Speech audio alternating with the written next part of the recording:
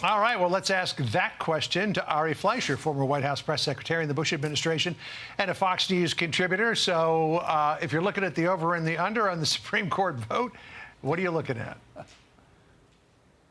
Well, I'm not a Supreme Court vote counter, but I think you don't have to be one to have heard what took place, which, by the way, was a great contribution to democracy to play this and let people hear it in its entirety. And what a glimpse into the Supreme Court.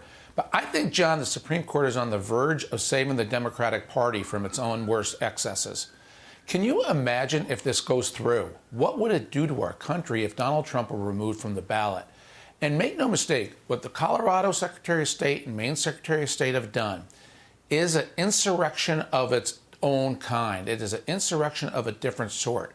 It's a white-collar insurrection done by powerful government officials who sit at desks to rule an opponent off a ballot. That in of itself is an insurrection of a different sort. And so I think the Supreme Court is on the verge of restoring normalcy and allowing people to believe in free and fair elections to prevail. Very interesting. I feel a lot of people, Ari, feel the same way. It was nice to be able to hear these justices, having been told that those far-left justices were going to be in there and they're going to be so cruel and mean to the Trump lawyer. What do you think? What do you think? So we heard from the former president immediately following, right? And now he's off to Nevada. And you just wonder, as you hear this all play out, as you're not a Supreme Court vote counter, you certainly are somebody very familiar with messaging. What do you see the president doing with the turnout in this oral argument, or what we've heard so far? We'll see what a decision is made. And what happens over the next few months with voters as they see this play out? Donald Trump has such a good touch about when to communicate.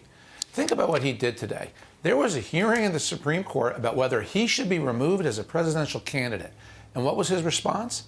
To act like a presidential candidate.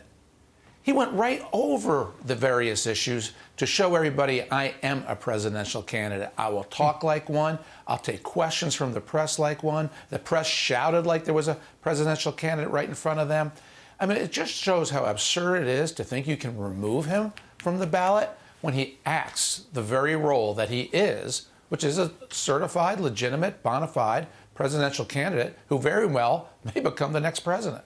So there seem to be a number of issues here surrounding this idea of ambiguity around the 14th Amendment, Section 3, regarding insurrection, and then insurrection itself.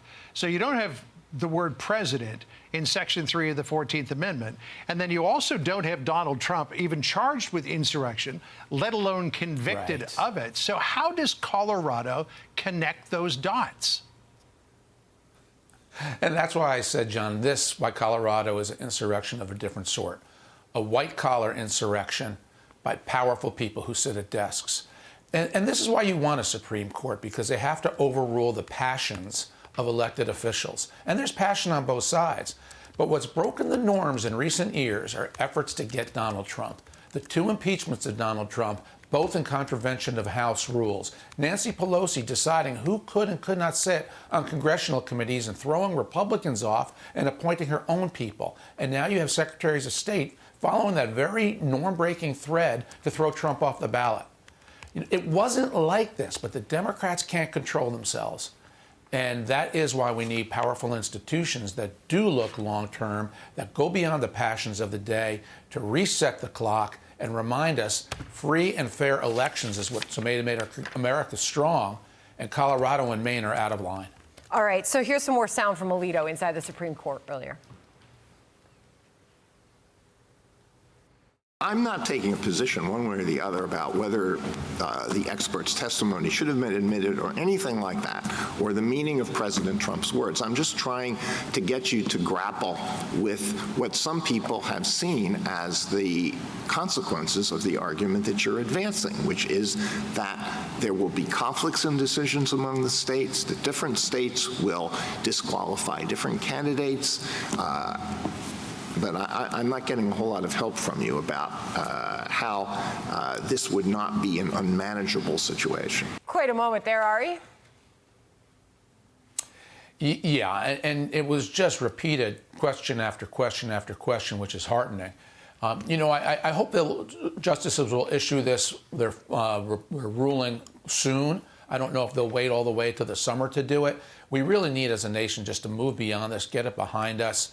And I also have made the case, if this were to hold up, and I don't think it will, it also punishes all Republicans in Colorado and Maine, all Republican office holders and candidates, because without a president at the top of the ticket, turnout drops.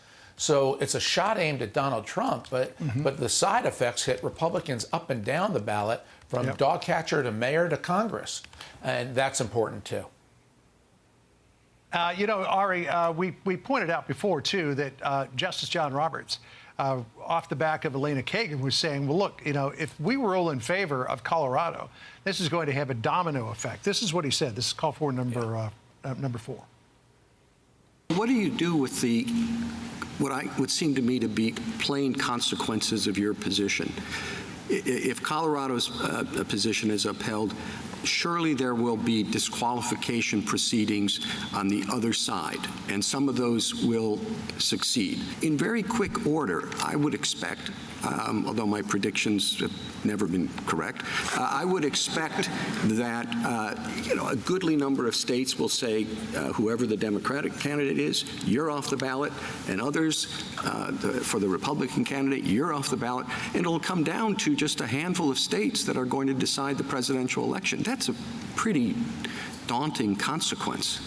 The way it works right now, because of the politics, there is only a handful of swing states that decide these elections. But that's just the way that the politics blows in the country. But this would completely, fundamentally change how a president is picked. Well, it would change how a president is picked. It would change the likelihood of Republicans up and down the line getting elected in those states. But it also will lead to retaliation. Every time one party breaks the norms, just as Pelosi did with the 2 impeachments, now you have Republicans trying to impeach Joe Biden, removing people from committee. Every time the Democrats do one of these things, Republicans will copy, because you can't just let it go. And so who's next? Are Republicans going to then try to disqualify in certain Republican states Joe Biden from office, Kamala Harris, who encouraged people to pay to release the rioters of summer of 2020 on bail? Why should she be allowed on the ballot if she's done something like that? She should be removed in Mississippi, Alabama, and other red states. So when you break the norms, the other party will follow. We're a better country and a stronger country if the norms are honored in this instance, not violated. And that's why the Supreme Court, I think, is going to slap Colorado and Maine down, which is good for America. It has been an interesting and very revealing morning and day. Ari Fleischer, could you please stand by with us as the breaking news continues? I'm Steve Doocy. I'm Brian Kilmeade. And I'm Ainsley Earhart. And click here to subscribe to the Fox News YouTube page to catch our hottest interviews and most compelling analysis.